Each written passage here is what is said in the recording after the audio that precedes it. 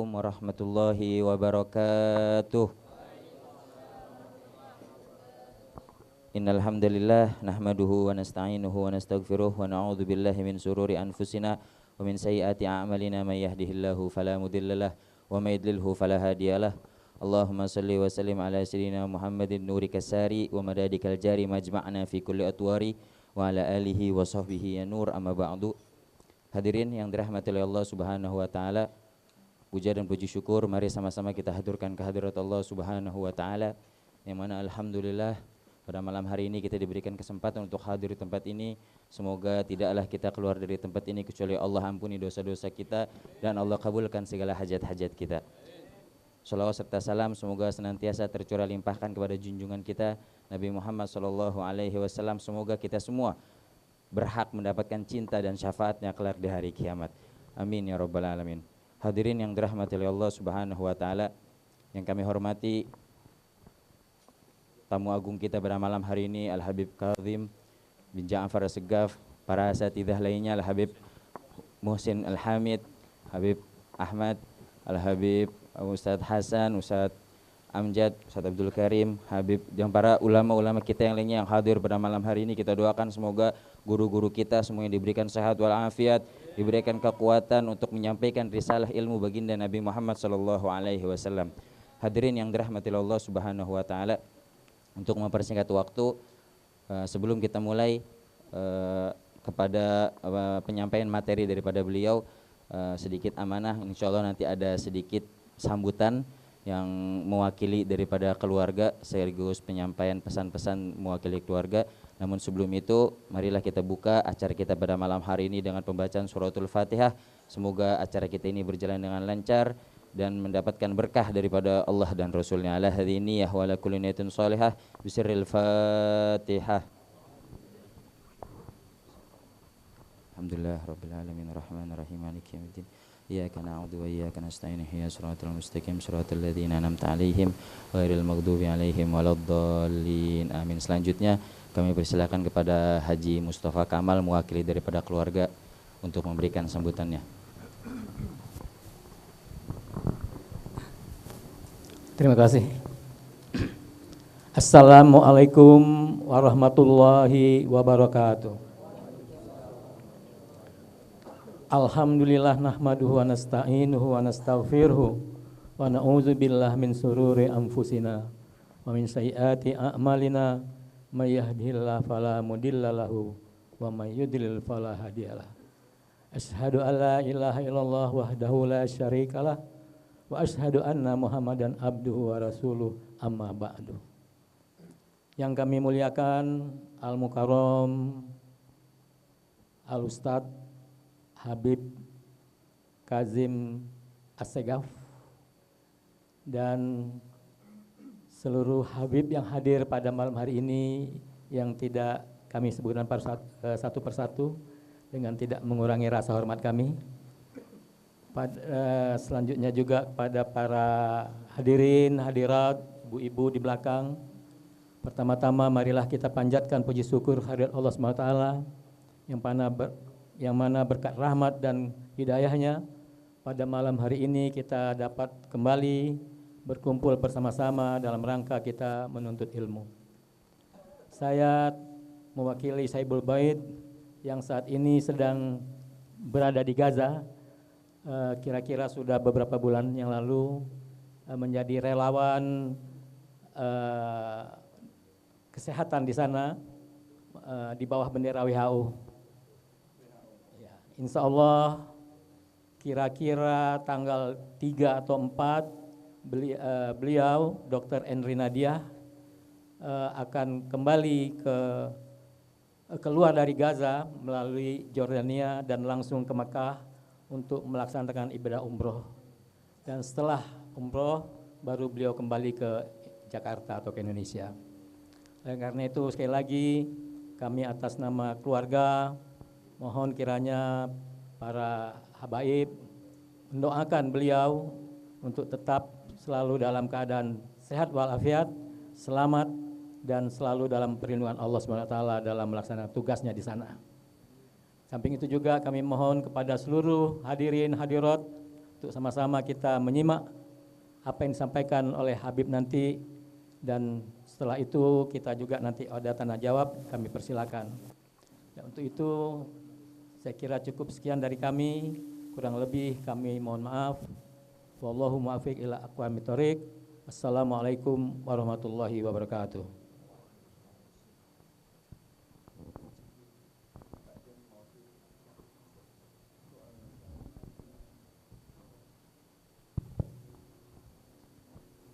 Alhamdulillah tadi telah kita dengar sama-sama sambutan mewakili daripada Sahibul Bait.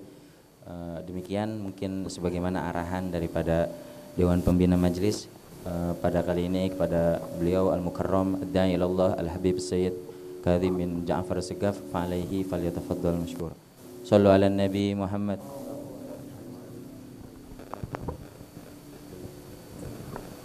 Alhamdulillah الذي جمعنا وإياكم سبحانه وتعالى في هذه الليلة المباركة نتلقى الرحمات الإلهية والبركات الربانية وإشارات النبوية إشارات النبي المصطفى محمد صلى الله عليه وسلم. Alhamdulillah, segala puji bagi Allah Subhanahu wa taala yang telah mengumpulkan kita semua dalam majlis Rabbaniyah, yang mana ini merupakan majlis yang penuh ekspresi daripada kecintaan kepada baginda Nabi sallallahu alaihi wasallam. فقد خلق المولى سبحانه وتعالى هذا الوجود كله برحمته وحكمته جل جلاله. Dan tidaklah tercipta segala sesuatu kecuali Allah lah yang menciptakan semua dengan rahmatnya, dengan kudratnya. وخلق كل شيء سبحانه وتعالى على أحسن الأوصاف وعلى أكمل الحالات. Dan Allah telah menjadikan semua ciptaannya dalam keadaan yang terbaik, dalam bentuk yang terbaik. قال سبحانه وتعالى لقد خلقنا الإنسان في أحسن تقويم. Dan Allah Subhanahu wa taala telah berfirman, sungguh kami telah menciptakan manusia dalam sebaik-baik ciptaan.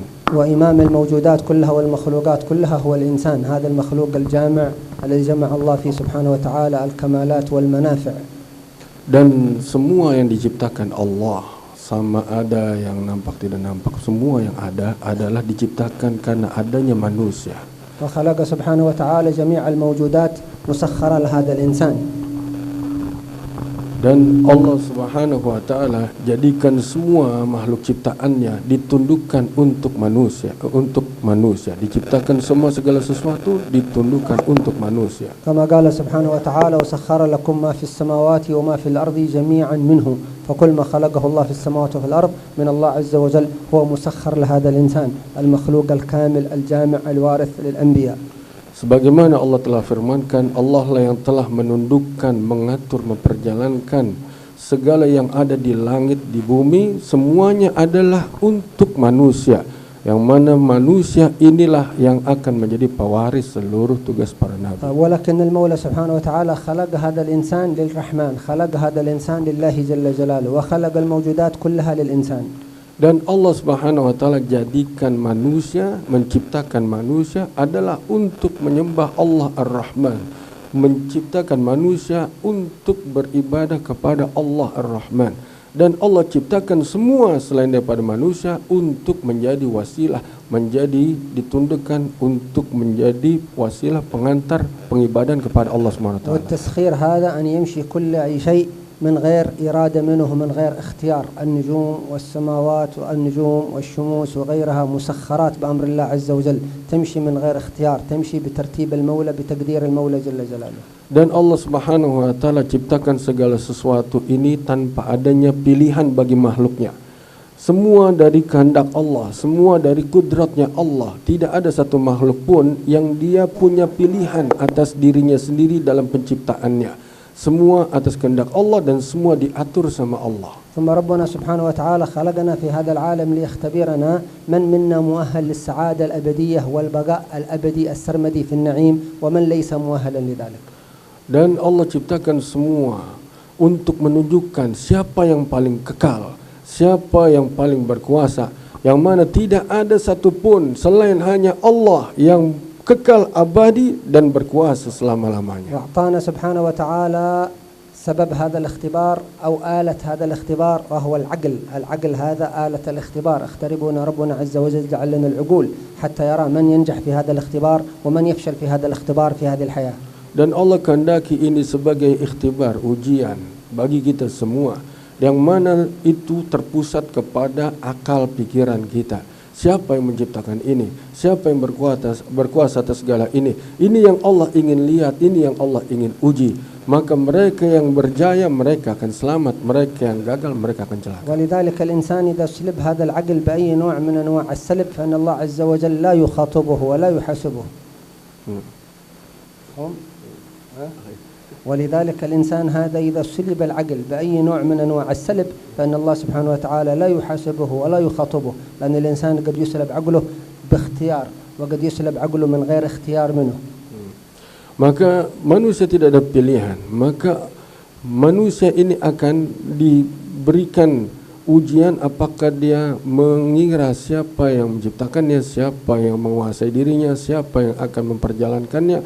Dan ini dia diuji apakah dia merasa dirinya sendiri atau ada yang mengaturnya ataukah dia tidak berkuasa atas apa-apa. وصل بالعقل من غير اختيار كان يكون الإنسان مجنونا، فليس باختيار الإنسان أن يصير مجنونا، فإذا كان مجنونا من غير عقل فلا يخاطبه الله ولا يكلفه بالصلوات ولا صيام ولا أوامر ولا نواهي، خلاص هو خرج عن دائرة التكليف بسبب لا يوجد عنده عقل. Maka atas perkara inilah akal diberikan kepada manusia untuk dia berfikir, dan dengannya maka dia dibebankan, dia dengannya dia akan ditugaskan, diperintahkan, dia akan ditanya dengan akal. Kalau tidak dengan akal maka dia seperti yang dikata orang gila, maka dia tidak menjadi mukallaf, dia tidak ada pembebanan atasnya. Maka dengan sebab akal inilah semua akan dipertanyakan, semua akan diminta pertanggungjawaban. ولذلك لأن الإكراه في نوع سلب اختيار الإنسان فإن الله سبحانه وتعالى لا يؤاخذ الإنسان المكره، لا إكراه. لو أكره إنسان على فعل حرام لا يؤاخذه الله عز وجل. لماذا؟ لأن الإكراه سلب الاختيار على الإنسان، يكون مكره على فعل شيء. Maka manusia tidak diberikan beban paksaan, semua dengan dia diberikan kesempatan berikhtiar, memilih, ya. Maka dengan pilihan-pilihan inilah nanti dia akan bertanggung jawab kepada Allah Subhanahu wa taala. فلذلك نحن في هذه الحياة يختبرنا ربنا سبحانه وتعالى هل نحن مؤهلين للسعادة الأبدية السرمدية أم ليس كذلك. Maka untuk perkara inilah Allah Subhanahu wa taala ujikan kepada kita, ya, dengan akal kita, bahwa siapa yang menjadi pencipta yang akan kekal selama-lamanya, penguasa yang sebenar-benarnya, maka ini yang akan diminta pertanggungjawaban atas akal yang diberikan kepada ومن kita. نجح في اختبار هذه الحياة بامتثال أوامر الله سبحانه وتعالى واتباع تعليمات النبي محمد صلى الله عليه وآله وسلم سعيد سعادة الأبد. Maka siapa yang menggunakan akalnya dan dia memahami atas perintah dan maksud hidupnya, maka dia akan sukses dengan apa? Dengan cara menjalankan seluruh perintah Allah Subhanahu wa taala dan menjalankan apa-apa yang diajarkan oleh baginda Nabi sallallahu alaihi wasallam. ومن فشل في اختبار هذه الحياة فشل في اختبار هذه الحياة بعدم متابعة النبي محمد صلى الله عليه وسلم واتباع أوامره صلى الله عليه وسلم وإرشاداته للأمة فقد خسر خسارة الأبد. Maka siapa yang merusak dirinya dengan tidak menjalankan perintah Allah Subhanahu wa taala dan mengabaikan apa-apa yang diajarkan oleh baginda Nabi sallallahu alaihi wasallam, sungguhlah dia pasti akan merugi celaka di dunia dan di akhirat yang selama-lamanya. ولذلك نحن في هذه الحياة كالطالب الذي يدخل قاعة الاختبارات يؤدي الاختبار حقه ويخرج، ونحن في هذه الحياة في اختبار ابتلاء يختبرنا ربنا عز وجل هل نشكره هل نعبده هل نقوم بأوامره أم نتمرد على أوامر الله جل جلاله. فالذي يفوز في هذه الحياة يخرج من الدنيا إلى سعادة الأبد، مثل الطالب يخرج من قاعة الاختبارات إلى النجاح في حياته، لكن هذه حياة أبدية، نخرج من قاعة الاختبار الدنيا إلى حياة الأبد وسعادة الأبد. Maka inilah masa-masa penciptaan kita sebagai manusia dipenuhi dengan ujian. Apakah kita bersyukur kepada Allah? Apakah kita beribadah kepada Allah? Yang mana waktu yang singkat ini akan menentukan. Kalau lulus maka selama-lamanya selamat dan bahagia dunia akhirat. Kalau dia tidak lulus, tidak memenuhi apa yang Allah perintahkan dan dia lupa atas apa yang dia maksud diciptakan, ya, dan dia tidak menjalankan apa yang diperintahkan melalui baginda Nabi sallallahu alaihi wasallam, itulah kecelakaan selama-lamanya. Seperti seorang santri, seorang pelajar yang ketika dia melewati masa kesantrian atau masa pembelajarannya, di ujungnya ada ujian. Maka ketika dia sukses ujian, maka dia naik dan masuk ke kelas berikutnya. Ujian manusia, finalnya, ujungnya adalah kematian. Yang mana ketika dia mati dalam keadaan sukses mentaati Allah, itulah kesuksesan, kebahagiaan selama-lamanya. ولكن هذا الخالق العظيم سبحانه وتعالى من حين يوجدنا في هذه الحياة، بل من قبل ما وجدنا في هذه الحياة، لأن علمه محيط جل جلاله، يعلم من سينجح في هذا الاختبار ومن سيفشل في هذا الاختبار، فهو عالم جل جلاله.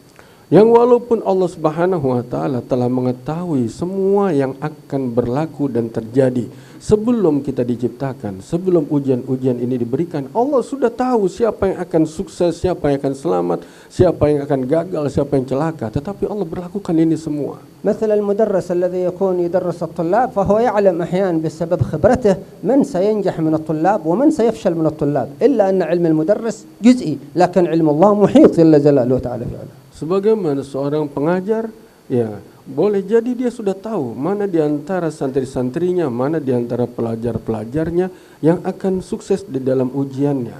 Ini karena kepiawaian, karena kepandaian sang pengajar, apalagi Allah Subhanahu wa Ta'ala yang menciptakan ini semua. فإذا بنجاحنا في هذه الحياة تواجهنا تحديات ومشاكل تريد أن تصرفنا عن سعادة الأبد والفشل في هذه الحياة.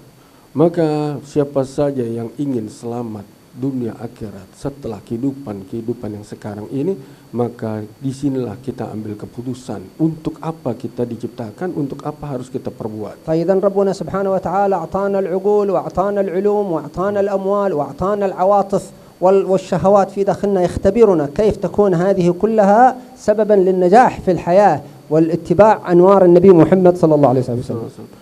Untuk itulah Allah SWT berikan kita kemampuan berpikir, adanya nafsu, adanya kerisauan, adanya keinginan. Untuk Allah uji siapa yang tetap di dalam keinginannya, berjalan di atas sunnah baginda Nabi SAW, berjalan di atas ajaran baginda Nabi SAW. Inilah semua yang menjadi bahan ujian kita semua. الإنسان هذا خلق الله سبحانه وتعالى فيه مخزون من العواطف والمشاعر داخله، على أن يوجه مشاعره هذه لأجل سعادة الأبد.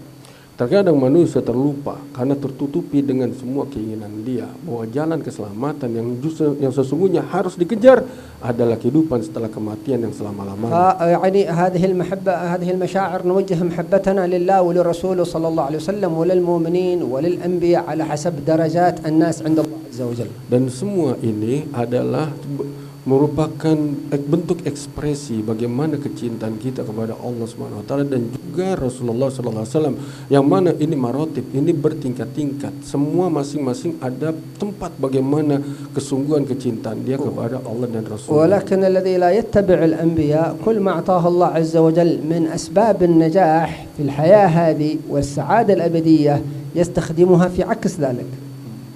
Dan orang yang tidak mengikuti baginda Nabi sallallahu alaihi wasallam, yang mana lupa tentang kehidupan yang sesungguhnya itu setelah kematian, maka dia akan menggunakan semua fasilitas Allah Subhanahu wa Ta'ala dengan berkebalikan apa yang Allah inginkan dari dia. ولذلك هذه المحبة التي داخلنا والعواطف عندما نوجهها نحو النبي محمد صلى الله عليه وسلم، نحو الأولياء، نحو المولى عز وجل، فنكون نجحنا في اختبار العواطف لأننا وضعناها في محلها الحقيقي.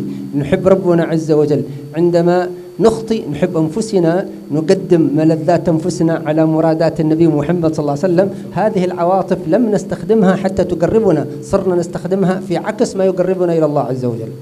Maka mereka yang lupa tentang perkara hakikat ini atas ujian-ujian, dia akan mengedepankan hawa nafsunya, keinginan pribadinya, kerisauan syahwat dia, maka dia akan berjalan berkebalikan dengan apa yang diajarkan baginda Nabi sallallahu alaihi wasallam, tertutupi apa yang harus dia kerjakan yang menjadi hakikat penghambaan dia kepada Allah Subhanahu wa Ta'ala, dan itulah kecelakaan. ولذلك يعني العقول المنورة بأنوار الأنبياء، بأنوار القرآن ونور النبي محمد صلى الله عليه وسلم، فكرت عقولها كيف تتقرب إلى الله عز وجل، فكرون بعقولهم كيف ينفعون الأمة، كيف ينفعون الناس، كيف ينفعون الخلائق، فتفكيرهم نوراني، فكان التفكير هذا يثمر لهم محبة من الله ونجاح في هذه الحياة المؤقتة وسعادة أبدية بعد الموت.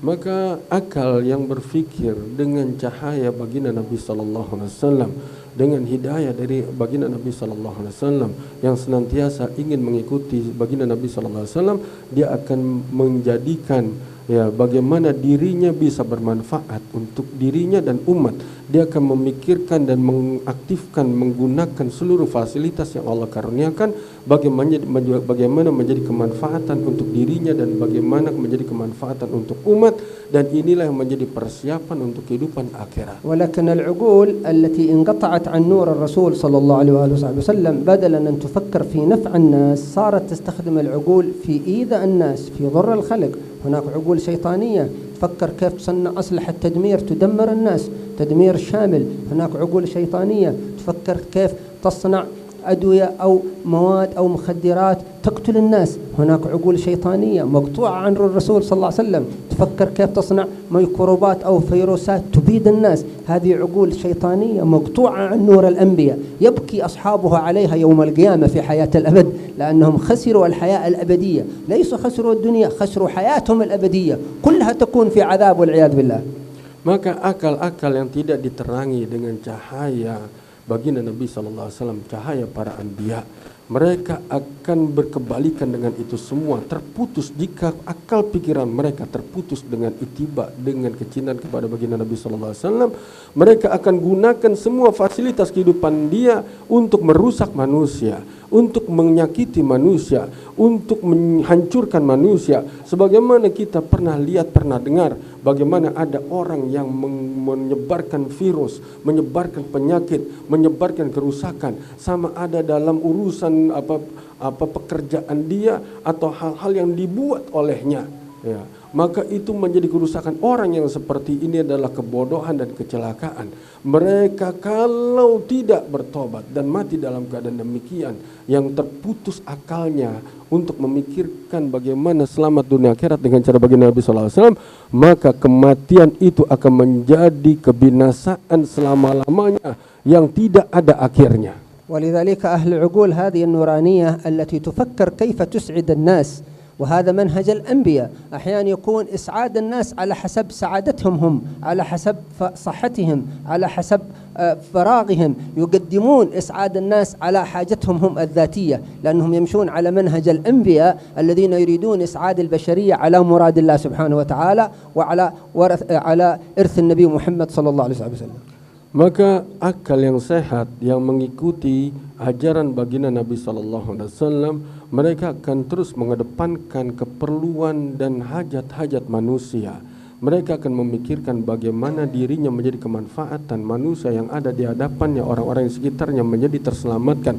Inilah nur para nabi, inilah yang diwariskan oleh para anbiya, dan inilah yang menjadi sebab kejayaan bagi dia dunia akhirat. ولذلك صاحبة المنزل الدكتورة إيرينا جزاها الله خير، انظروا هذا التفكير النوراني، ما الذي جعلها تفارق بلدها ووطنها وبيتها وتروح لنفع الناس في تلك البلاد، في غزة، في المسلمين هناك. تفكير نوراني، نقول هذا العمل لأجر من الله، لمحبة من الله عز وجل، قد لا يكون مال لكن قرب من الله. أصحاب التفكير النوراني دائما يفكرون كيف يدخلون السرور على قلب النبي محمد صلى الله عليه وسلم، ولا يدخل السرور على قلب الرسول إلا بإدخال السرور على النبي محمد صلى الله عليه وسلم.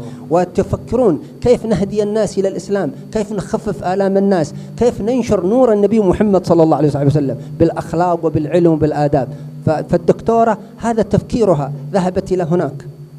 Alhamdulillah, maka di antara yang kita boleh lihat, ini merupakan kebaikan di hadapan kita, Dr.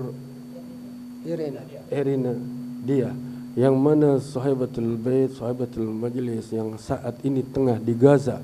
Beliau korbankan diri, harta waktunya untuk menjadi kemanfaatan di tempat yang penuh resiko, dan beliau menjadi wasilah kita bisa kumpul di sini. Beliau pikirkan, ya, dengan hati nurani yang dipenuhi dengan cahaya kecintaan kepada baginda Nabi SAW, bagaimana diri, harta, waktunya bermanfaat menjadi hidayah bagi manusia, menjadi terselamatkan bagi manusia, dan orang-orang terjauhkan daripada kesusahan, orang-orang terjauhkan daripada kesakitan. Dan ini yang beliau upayakan. Ini salah satu dari bagian contoh akal-akal yang diberikan cahaya yang menjadi sebab kebaikan bagi umat. ولكن هذا التفكير عند الدكتورة إنما جاء بتأثرها بقيم الإسلام، بتعليمات الدين، بتعليمات النبي محمد صلى الله عليه وسلم. هو يأمرنا أن نعمل هذا، فلما يتأثر الإنسان بهذه التعليمات النورانية يكون تفكيره راقيا كيف ينفع الآخرين، كيف يكون سبب في إدخال الناس إلى سعادة الأبد. مثل ما نخفف آلام الناس المؤقتة بالأمراض كذلك نخفف آلام التي تواجههم في النار بسبب الشيطان، لأن الشيطان يريد الناس معه في النار والأنبياء يريدون الناس معهم في الجنة، فنحن في ركب الأنبياء نكون أسباب لإسعاد الناس في الدنيا وفي حياة الأبد الأخرى. Maka ini kesan daripada kebaikan tafkir nuraniyah, pemikiran yang dipenuhi dengan cahaya kebaikan. Ya, beliau usaha bagaimana agar orang-orang teringankan dari penderitaannya, terselamatkan daripada permasalahannya. Kita ambil contoh, beliau pikirkan bagaimana kaki yang sakit atau kaki yang putus itu bisa menjadi sebab bisa berjalan lagi, bisa selamat lagi, bisa nyaman lagi. Maka yang demikian bukan sekedar zahir, ini akan membawa kesan dan juga kebaikan bagi diri dia dan umat. Bagaimana Allah akan selamatkan nanti perjalanannya di akhirat dari jegalan-jegalan setan, dari tersandung daripada permasalahan, dari tertatih karena adanya pengerusakan akidah. Ini yang menjadi hakikat untuk menjadi sebab keselamatan diri kita dan umat. فلذلك التحديات التي تواجه المسلمين لأجل لا ينجحوا في هذا الاختبار في هذه الحياة تحديات كبيرة خطيرة علينا نتجاوزها بالتعاون وبالاستعانة بالله سبحانه وتعالى. لذلك التحديات التي تواجه المسلمين في عدم النجاح في هذه الحياة المؤقتة والفوز بالجنة تحديات كبيرة علينا نتجاوزها كلنا بالتعاون واتباع تعليمات النبي محمد صلى الله عليه وسلم. Maka usaha yang paling utama adalah bagaimana kita terus saling menolong, membantu yang menjadi sebab keselamatan diri kita dunia akhirat dengan umat. Jadi ini yang kita pikirkan dan kita upayakan. هي تحديات نراها كبيرة وخطيرة لكن بالاستعانة بالله سبحانه وتعالى وأخذ تعليمات النبي محمد صلى الله عليه وسلم تتلاشى وتصبح بسيطة ليست لها قيمة. Maka semua kesusahan yang mana kalau kita fikirkan bahwa tidak akan kita terbantukan kecuali dengan pertolongan Allah, semua di bawah kekuasaan Allah dan akan menjadi kemudahan jika kita jalankan apa yang ditaklimkan oleh baginda Nabi sallallahu alaihi wasallam yang telah diajarkan oleh Rasulullah sallallahu alaihi wasallam, maka semua jalan ini akan terbuka dan mudah untuk kita ambil bagian. وانظروا أخطر تحدي سيواجه الشعوب والكرة الأرضية في المستقبل هو تحدي المسيح الدجال. أخطر فتنة ستواجه الشعوب والأمم والحكومات هي فتنة المسيح الدجال. Dan permasalahan yang paling besar yang mana akan datang di akhir zaman dan ini sudah dekat adalah pengerusakan datangnya Dajjal. وهذه الفتنة الكبيرة التي يخطط لها والتي أخبر بها جميع الأنبياء أممهم ممكن أن الإنسان ينتصر فيها ويحفظ منها بقراءة 3 آيات من أول سورة الكهف، وفي رواية قراءة 10 آيات من أول سورة الكهف، وفي رواية قراءة 10 آيات من آخر سورة الكهف. عمل يسير جدا يحفظك الله من فتنة خطيرة صمة بكمة عمية خطورتها قد لا نقدر أن نعبر عنها. Boleh kita bayangkan fitnah Dajjal yang begitu dahsyat, pengerusakan fitnah yang begitu akan merusak akidah umat, yang mana tidak ada nabi diutus kecuali memperingatkannya. Maka dengan apa yang diajarkan Rasulullah sallallahu alaihi wasallam, amal yang sedikit, tidak berat, boleh dikatakan sederhana, 3 ayat dari surat Al-Kahf. Maka siapa yang menghafal, dalam riwayat yang lain 10 ayat saja, maka siapa yang mengamalkan ini, dia akan terselamatkan daripada fitnah Dajjal. Sungguh apa yang diajarkan baginda Nabi SAW itu jika dijalankan semua mudah dan menjadi sebab keselamatan. وكذلك كل الفتن التي تكون عند المسلمين هي مثل الظلام القوي الدامس، بأدنى نور ينقشع ذلك الظلام، مهما كان الظلام قويا، مهما كان الظلام دامسا، أي نور ولو كان حتى أبسط نور يبدد الظلام. فكذلك الباطل كله ظلمات، أي قبس يظهر من نور الحق يبدد الباطل كله.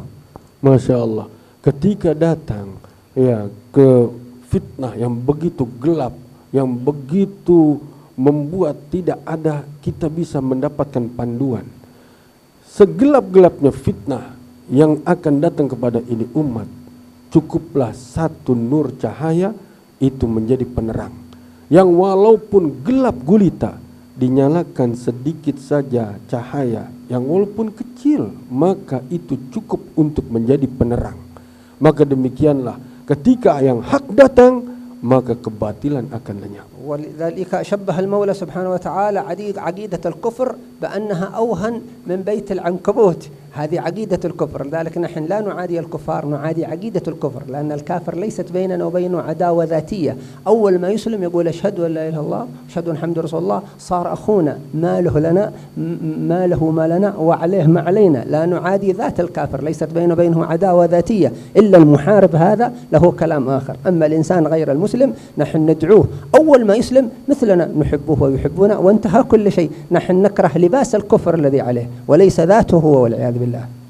Maka Allah misalkan ya kegelapan, zulumat, bahkan dengan judul kekafiran, itu tidak lebih daripada seperti rumah laba-laba, sarang laba-laba yang walaupun didesain begitu hebat untuk menyesatkan umat, kekufuran ya, tetap itu tidak lebih daripada seperti sarang laba-laba. Dihapus, dibersihkan, langsung hilang, langsung bersih. Bagi Allah seperti itu, kekafiran, kekufuran seperti apapun. Kita tidak memusuhi orang-orang kafir sebagai dirinya, tetapi kita perangi kekufurannya, kekafirannya. Adapun kalau dia ketika sudah mengucapkan syahadat asyhadu alla ilaha illallah, maka dia sama seperti kita, bersaudara.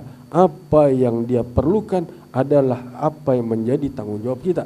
Apa yang kita nikmati itulah hak untuk dia. Ketika syahadat itu sudah datang, maka dia telah menjadi saudara. Adapun masalah peperangan dengan orang kafir yang berlaku itu kalam yang lain, pembicaraan yang lain. Tapi pada hakikatnya yang kita benci adalah kekafiran, yang kita benci adalah kekufuran, dan itu ternyata ditamsilkan Allah dalam Al-Quran, ya itu tidak lebih dari seperti sarang laba-laba. Begitu lemah ketika yang datang, yang batil akan. ولذلك يعني تواجه المسلمين في هذا الوقت الذي نحن نعيش فيه تحديات كبيرة تحاول أن تمنعهم من دخول الجنة وأن تجعلهم في ركب الشيطان والعياذ بالله.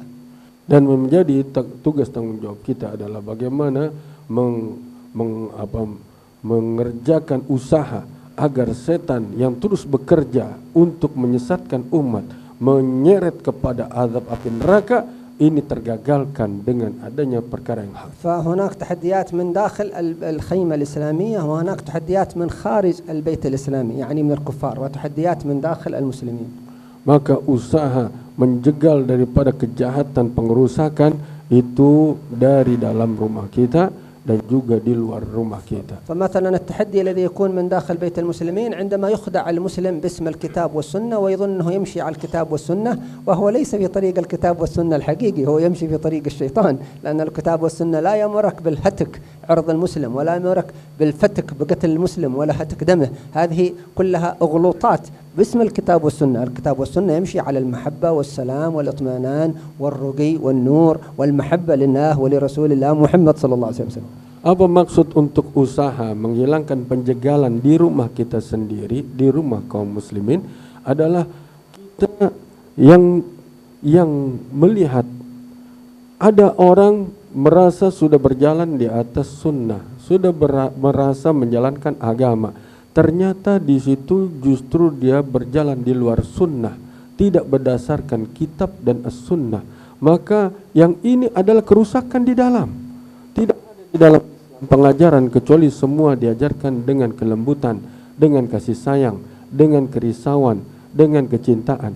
Adapun pengerjaan yang sebaliknya, ketahuilah bahwa itu adalah usaha penjagalan setan di dalam diri umat Islam, di dalam rumah kita sendiri. وهناك تحدي كذلك من داخل بيت المسلمين وهو انخداع بعض المسلمين باسم أهل البيت ومحبة أهل البيت، ومحبة أهل البيت حقيقية، لكن الإفراط في محبة أهل البيت الذي يؤدي إلى استنقاص الصحابة أو يؤدي إلى أن يقاتل المسلم كما يحصل في بعض البلاد باسم أهل البيت. هذه خديعة شيطانية، ليست أهل البيت. أهل البيت الحقيقيون على منهج النبي محمد صلى الله عليه وسلم، ينشرون الأنوار، ينشرون السلام، ينشرون العلوم. فداخل المسلمين تحديات تمنعهم عن دخول الجنة والقرب من الله سبحانه وتعالى، أن يخدع باسم أهل البيت أو باسم الكتاب والسنة وليس على حقيقة الكتاب والسنة. Dan yang terjadi juga di dalam pengerusakan di dalam diri umat Islam, di dalam rumah kita sendiri, di dalam rumah umat Islam adalah upaya pembencian terhadap Ahlul Bait, yang mana di framing, dikesankan ya bahwa Ahlul Bait ini ada yang kasar, ada yang keras, ada yang tidak dengan adab, ada yang tidak sesuai dengan cara kehidupan baginda Nabi sallallahu alaihi wasallam.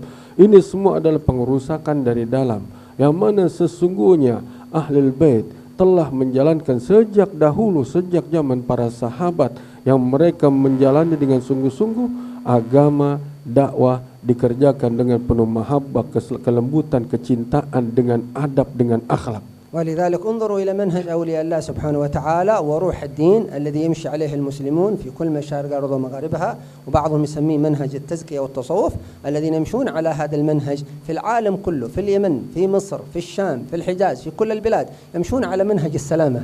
لا يوجد عندهم دم، لا يوجد عندهم قتل، لا يوجد عندهم سوء ظن، لا يوجد عندهم إطالة الألسن على المسلمين، هذا مبتدع، هذا كذا، هذا كذا. يمشون على منهج نوراني مشى عليه النبي محمد صلى الله عليه وسلم. هذا المنهج يجذب الناس إلى روح الدين وإلى حقيقة الدين، يجذب حتى غير المسلمين إلى حقيقة الدين. والكل يعرف الإنسان أن الآن في العالم هذا بسبب الحروب من يمشي على حقيقة منهج النبي محمد صلى الله عليه وسلم. Maka telah kita saksikan sejak dahulu dengan perjalanan dakwah hakiki, dengan manhaj metode yang benar dari Ahlul Bait yang dijalankan baik dari timur sampai ke barat.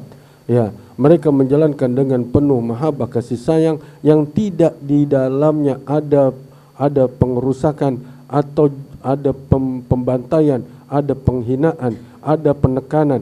Tidak. Di dalam manhaj Ahlul Bait maupun orang-orang terdahulu di dalam menjalankan dakwah, semua dengan kebaikan, merangkul, penuh mahabbah, kasih sayang, tidak ada pengecilan golongan, tidak ada penekanan atau menganggap remeh atau penghinaan, tidak ada, sampai bahkan ada pencelaan sampai adanya peperangan, tidak ada. ولذلك الشيطان الآن يحاول أن يأخذ يعني البشرية والشعوب كلها إلى منهجه، منهج الإلحاد والكفر والإنكار لوجود الله عز وجل، وهذا تحدي يواجه الإنسانية كلها. Maka setan kerja untuk merusak ini semua, sehingga dibuatlah adanya usaha yang justru berkebalikan dengan itu semua, dengan nafsu, dengan kemarahan, membuat perpecahan, adanya pengelompokan. فالنبي المصطفى محمد صلى الله عليه وسلم دعوته عالمية ودينه الإسلام عالمي، يدعو كل الشعوب، يدعو أهل الصين، يدعو أهل الهند، يدعو أهل الشمال، يدعو أهل الجنوب، أهل الشرق، كل البشرية مدعاة إلى دين النبي محمد صلى الله عليه وسلم، دين السعادة الأبدية. Maka baginda Nabi SAW, Sayyidul Mursalin, telah mencontohkan bahwa kerja dakwah beliau adalah mencakup seluruh alam. Sama ada yang dari ras Hindia, sama ada ras Cina, sama ada dari ras yang hitam atau yang putih, semua beliau sampaikan dakwah dengan penuh kasih sayang, merangkul dan mempersaudarakan, sehingga dengan kerisauan ini orang-orang menerima bagaimana mereka selamat dunia akhiratnya. ولذلك يعني الشيطان ووكلاؤه في الأرض يحاولون أن يحرفوا الناس عن منهج السعادة الأبدية لإخراجهم إلى منهج الشقاء والجحيم والعياذ بالله. Maka untuk keselamatan ini adalah bagaimana kembali manusia kepada manhaj yang selamanya, yaitu bagaimana metode ini kembali hadir dalam keadaan umat dan keluar daripada metode-metode dakwah, penyampaian atau pengajakan agama atau pengajaran yang justru merusak umat. وأول انحراف يحرف البشرية وهو عدم القرب والتعرف على أخلاق ومنهج النبي محمد صلى الله عليه وآله وصحبه وسلم. Dan salah satu daripada penyimpangan metode dakwah baginda Nabi sallallahu alaihi wasallam yang pertama, yang utama adalah dijauhkan umat daripada mengenal baginda Nabi sallallahu alaihi wasallam. نتعرف على الدين من خلال النبي محمد صلى الله عليه وسلم وليس من خلال المسلمين، لأن المسلمين قد يخطئون. من أراد أن يتعرف على الإسلام من خلال المسلمين قد يخطئ، قد يقول ليس خطأ، لأن المسلمين يخطئون.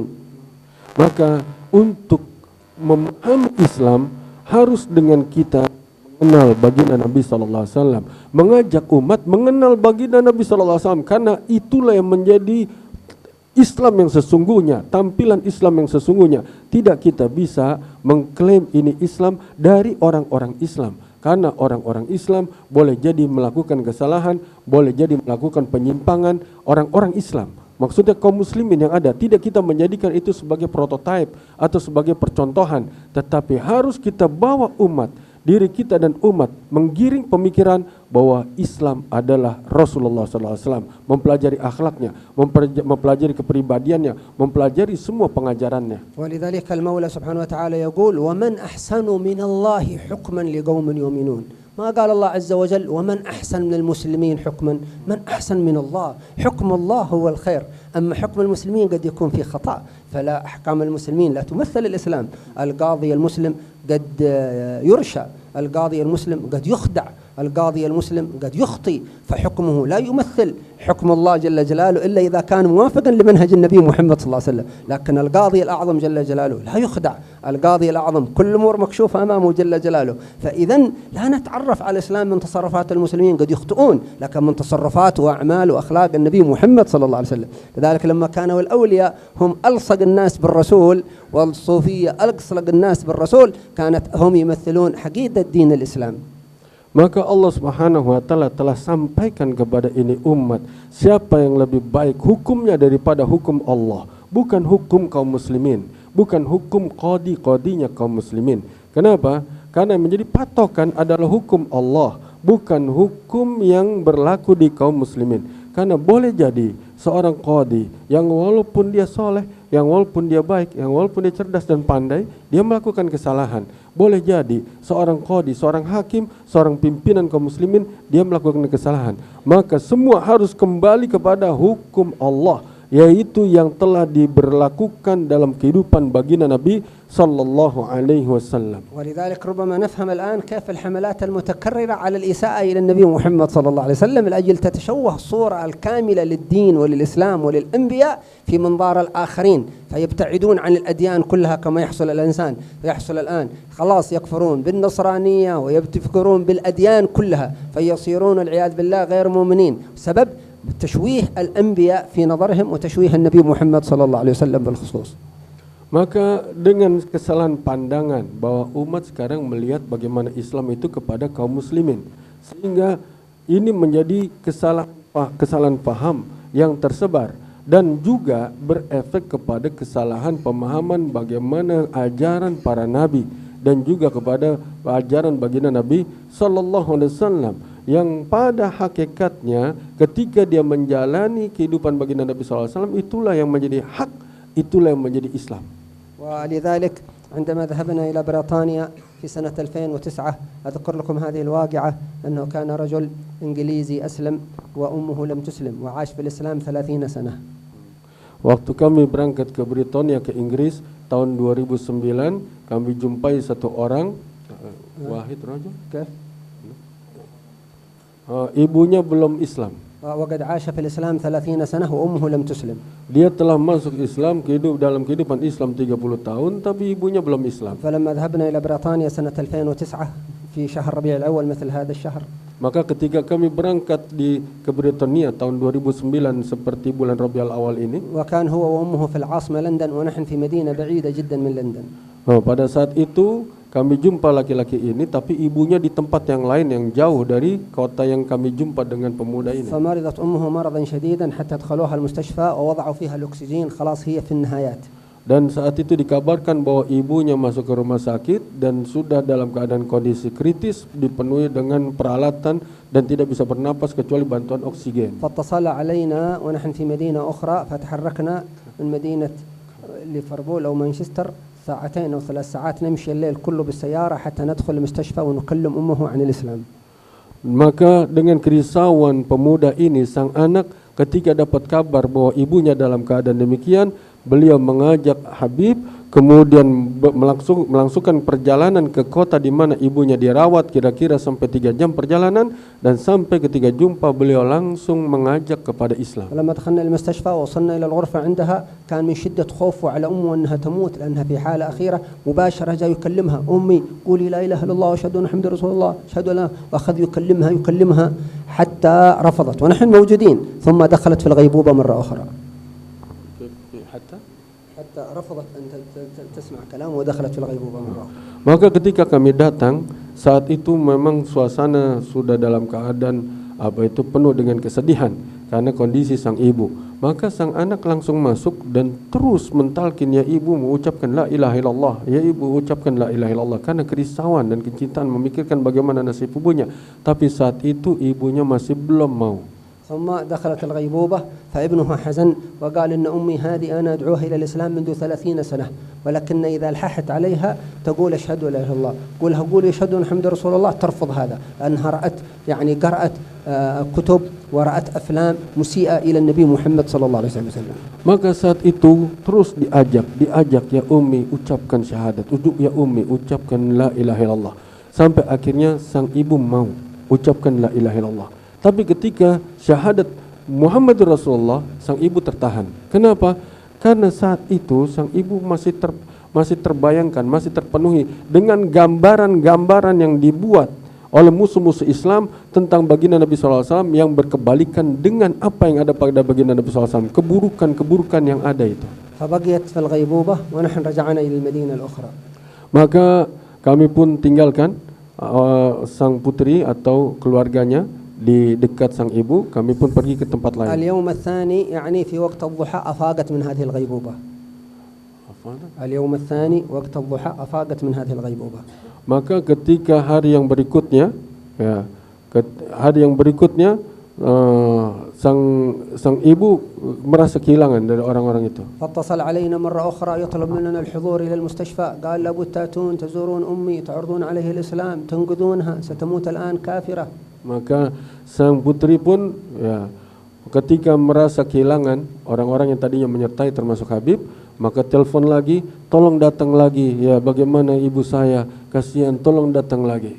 ثم وصلنا مرة أخرى إلى المستشفى. Kami pun datang lagi ke rumah sakit. وكان متحمس لإسلام أمه وخايف عليها أن تموت وهي على الكفر.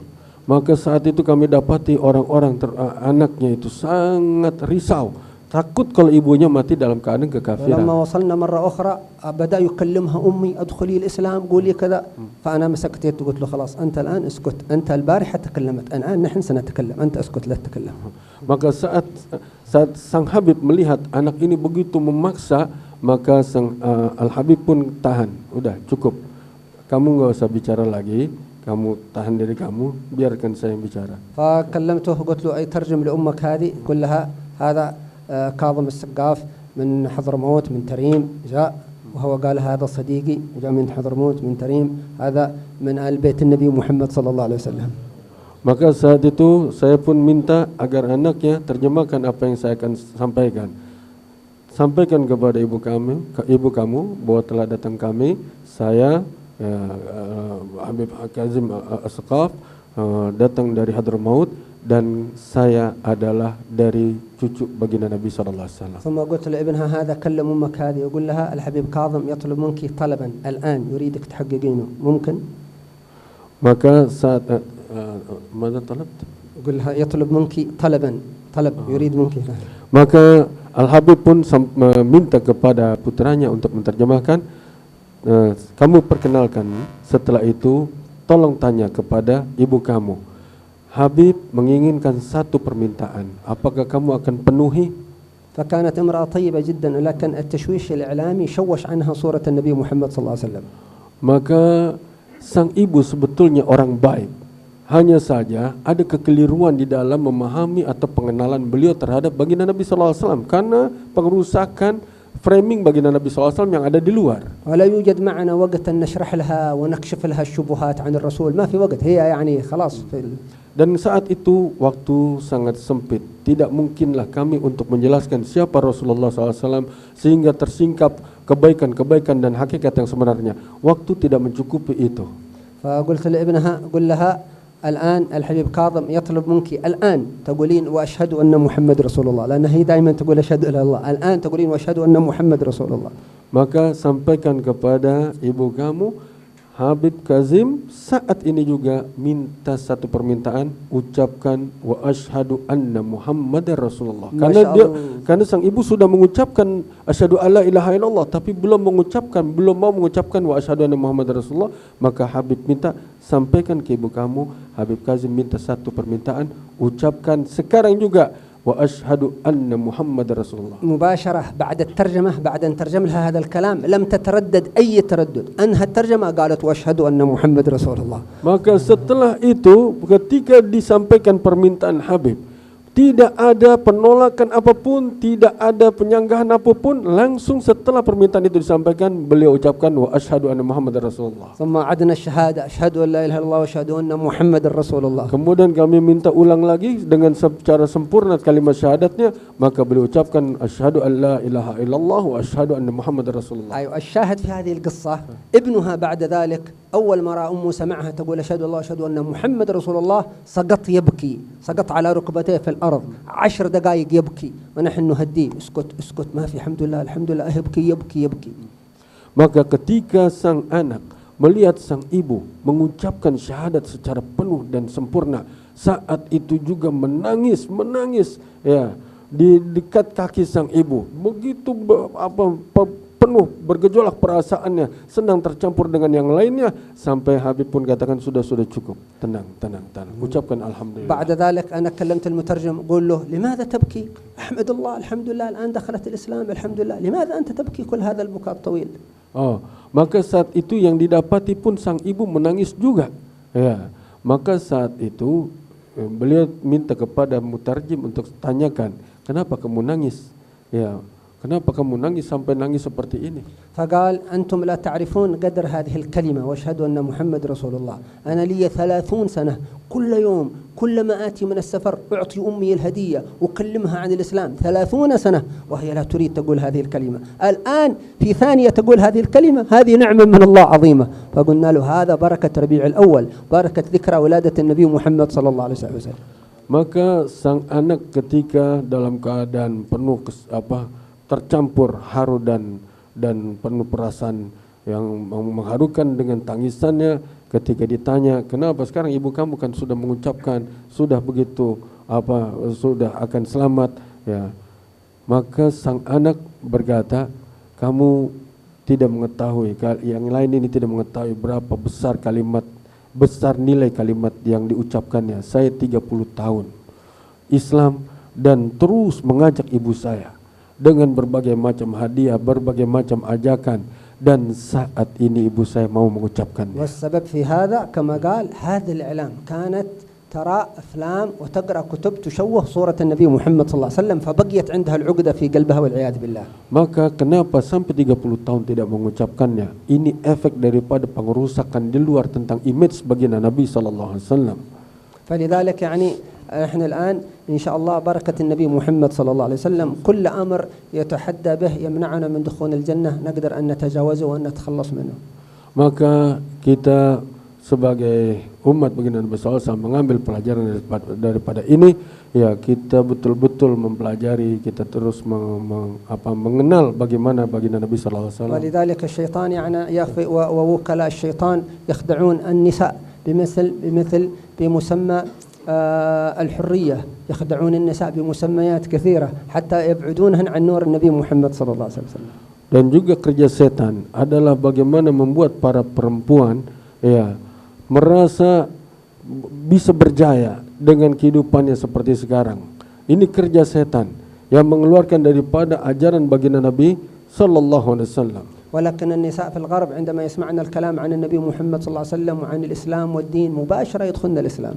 Tetapi orang-orang para wanita di barat sana justru ketika melihat dan mempelajari kehidupan baginda Nabi sallallahu alaihi wasallam, tidak lama mereka terkesan dan masuk ke dalam Islam. أنا كلمت الحبيب محسن حفظه الله أنه في هذه الرحلة الماضية كنا في بريطانيا، النساء اللاتي أسلمن 5 نساء أسلمن، 3 منهن في مجلس واحد، كلهن في مجلس واحد، و2 في مجلس آخر. قلنا الحبيب محسن يدعو لهن حتى ربنا يرسخ الإيمان في قلوبهم، لأنه ما بعد الإسلام أيضا مهم. أنتم في بيئة مسلمة كل اللي حواليك إسلام، لكن هناك بيئة غير مسلمة تخرج تجد ظلمات الكفر قوية، لابد من دعاء قوي وأذكار حتى يرسخ الإيمان في القلوب. Maka di antara kebaikan dalam perjalanan kami di Inggris bersama Habib Muhsin hafizahullah taala, saat itu ada 5 wanita masuk Islam. 3 orang di antaranya dalam satu majelis, yang 2 di tempat yang lain. فلذلك نحن نتعاون كلنا يعني على أخذ النساء والرجال إلى نور النبي محمد صلى الله عليه وسلم وتجاوز هذه التحديات التي نراها كبيرة وهي مع نور الرسول صلى الله عليه وسلم والاستعانة بالله تتلاشى بفضل الله تعالى وبركة النبي صلى الله عليه وسلم. Maka sepatutnya kita terus bekerja sama, upaya saling bahu-membahu untuk menghadapi penjagalan-penjagalan daripada pengerusakan Islam ini, ya, dan mengajak umat untuk kembali kepada nur baginda Nabi sallallahu alaihi wasallam, pengajaran yang hakiki kepada agama yang lurus, ya, untuk memberikan mereka pemahaman dengan kita saling bekerja sama. انظروا العالم الآن أكبر يعني مشكلتين في العالم والتي يخدعون بها العالم كله في أمريكا اللاتينية في الدول الأخرى مشكلة الاقتصاد وقضية المرأة. Di dalam permasalahan besar yang berlaku pada ini umat sekarang di mana-mana tempat adalah usaha setan di dalam merusak umat dari sisi perekonomian dan juga dirusaknya para wanita. حتى هذه الحروب التي تكون أحيانا يكون هدفها مال اقتصاد ليس هدفها حقيقي.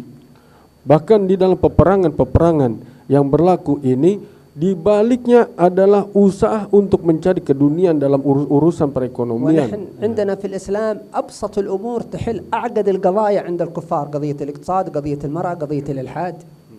Padahal di dalam Islam, maksud dalam keislaman adalah untuk menyelesaikan semua permasalahan ini, sama ada ekonomi, sama ada dalam permasalahan perwanitaan, dan semua yang berlaku di permasalahan manusia ini akan terselesaikan dengan adanya Islam. هل تعرفون أنه في الإسلام في كلمة واحدة فقط وفي خصلة واحدة إذا انتشرت بين البشر ممكن أن تحل مشكلات الناس كلها، ممكن في كلمة واحدة في الإسلام. Apakah kalian tahu bahwa di dalam Islam ada satu kalimat yang jika ini tersebar, ini akan menjadi solusi daripada seluruh permasalahan umat, akan menjadi penyelesaian daripada semua permasalahan umat. تنتهي الحروب وتنتهي الشرور بنشر هذه الخصلة الواحدة فقط بين البشر، كل هذا ينتهي وهذا سيتحقق آخر الزمان مع سيدنا عيسى بن مريم عندما ينزل آخر الزمان. Dan ketika kalimat ini tersebar, ini akan menyelesaikan semua peperangan, semua daripada percekcokan dan semua daripada permusuhan, ya, yang mana ini akan berlaku pada saat ketika Nabiullah Isa alaihi salam turun dan kembali kepada ini umat. تعرفون هذه الخصلة العظيمة التي لا يقدر عليها الفلاسفة ولا السحرة ولا أي حد يقدر ينشرها بين الناس إلا المسلمون المنورون المتبعون للنبي محمد صلى الله عليه وسلم. تعرفون ما هذه الخصلة العظيمة التي لا يقدر الفلاسفة ولا الحكومات ولا السحرة على نشرها بين الخلق، الذين يقدرون نشرها الذين يحملون نور النبي محمد صلى الله عليه وسلم. Yang mana di dalam perkara ini, ya, tidak akan mampu urusan pengerusakan uang atau hal-hal yang lain, ya, kecuali ketika ini datang, ini akan menyelesaikan semuanya dan kembali kepada kehidupan baginda Nabi sallallahu alaihi wasallam. ما هذه الخصلة العظيمة في الإسلام؟ المحبة. إذا انتشرت المحبة بين الناس وبين الشعوب هذا لن يقتل من يحبه وهذا لن يضر من يحبه، والنبي صلى الله عليه وسلم قال لن تدخل الجنة حتى تؤمنوا ولا تؤمنوا حتى تحابوا. فنحن ننشر المحبة. كيف نحب بعضنا بعض؟ بسيط، السلام، السلام عليكم، المصافحة، الابتسامة، افشوا السلام. إذا نشرنا هذا الخصال جاءت المحبة بين المسلمين ثم تتعدى حتى إلى غير المسلمين فتحل مشاكل الدنيا كلها. لكن الشيطان الأكبر دائما يوجد العداوة والبغضة والفتنة بين المسلمين وبين غير المسلمين، حتى غير المسلمين يتحاربون، يوجد الفتنة بينهم. الشيطان إذا قدر أن يجعل حرب بين المسلمين يتحارب المسلمون، إذا لم يقدر يجعل غير المسلمين يتحاربون مع بعضهم البعض. الحرب العالمية الأولى، الحرب العالمية الثانية، حروب الرومان، حروب اليونان، حروب الإنجليز والفرنسيين، حروب شيطان يحب الدماء تسيل في الأرض، ولكن الإسلام يضبط الدماء وينشر المحبة بين الشعوب. Masya Allah. Jadi apa itu yang menjadi solusi daripada semua permasalahan umat yang telah diajarkan baginda Nabi sallallahu alaihi wasallam? Kunci daripada semua permasalahan yang akan terselesaikan adalah mahabbah, adanya saling cinta. Dan untuk dapat saling cinta ini ada satu yang diajarkan dan ini bisa dikerjakan oleh semuanya. La tadkhulul jannah hatta tu'minu. Kalian enggak akan pernah bisa masuk surga sehinggalah kalian beriman. Wala tu'minu hatta tahabu. Dan kalian tidak betul-betul beriman kecuali sampai kalian berkasih sayang. Apa itu yang menjadi sebab kasih sayang? Maukah saya tunjukkan satu perkara yang kalau kalian kerjakan itu, maka kalian menjadi saling berkasih sayang. Afsus salam bainakum, sebarkanlah salam di antara kalian. Ucapkan assalamualaikum, ucapkan assalamualaikum. Sebarkan ucapan salam ini kepada umat, maka akan turun mahabbah. Ketika mahabbah datang, maka semua permasalahan akan terselesaikan. Dan kerja setan adalah membuat umat ini sudah tidak lagi mau mengucapkan salam. Dibikin permusuhan, dibikin hasad, iri dengki, dibikin perpecahan-perpecahan, sehinggalah umat sampai lupa mengucapkan salam. Maka mahabbah tidak datang, permasalahan tidak terselesaikan. Bahkan seandainya kaum muslimin masih atau mulai lagi mengucapkan salam, mereka kerja akan dibikin orang-orang di luar kafir membuat keonaran-keonaran di mereka sendiri. Ya, sehingga kita bisa lihat sejarah perang dunia 1, 2, ya, 3. Mereka bikin kekacauan sehingga efeknya ke kaum muslimin menjadi terpecah belah dan tidak lagi saling berkasih sayang. Kenapa?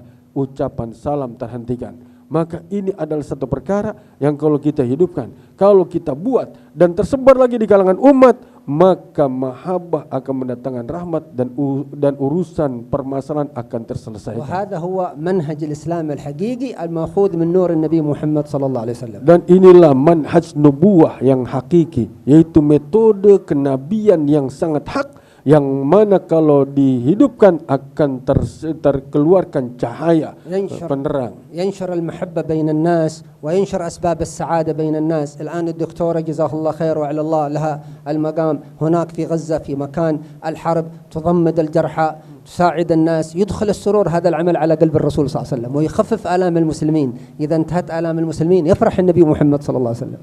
Maka dengannya akan tersebar kasih sayang, dengannya akan tersebar perdamaian. Sebagaimana dokter sekarang ada di Gaza, itu salah satu daripada kesan kebaikan daripada ini perkara. Mahabbah, kasih sayang, kerisauan untuk menjadi kebaikan bagi umat. Kalau ini terkerjakan, siapapun dia akan mendapatkan kecintaan bagi Nabi SAW. وكل الأولياء والصالحين على منهج نشر المحبة والخير وجمع الناس على الخير وعلى المحبة والسلام. Dan seluruh para nabi dan rasul, mereka usaha untuk menebarkan kasih sayang dan mengumpulkan mereka umatnya untuk saling berkasih sayang. هذا حبيبنا محسن حفظه الله هكذا عرفناه كل السنوات هذه من كذا سنة 10 سنوات ينشر المحبة بين الناس، ينشر الخير للناس. ما شاء الله حبيب محسن ماشي على طريقة الأولياء والصالحين والعلماء الوارثين للنبي محمد صلى الله عليه وسلم. هذه طريقتنا، طريقة الصالحين، سلام، رحمة، علم، ذكر، خير. هذه طريقة النبي محمد صلى الله عليه وسلم.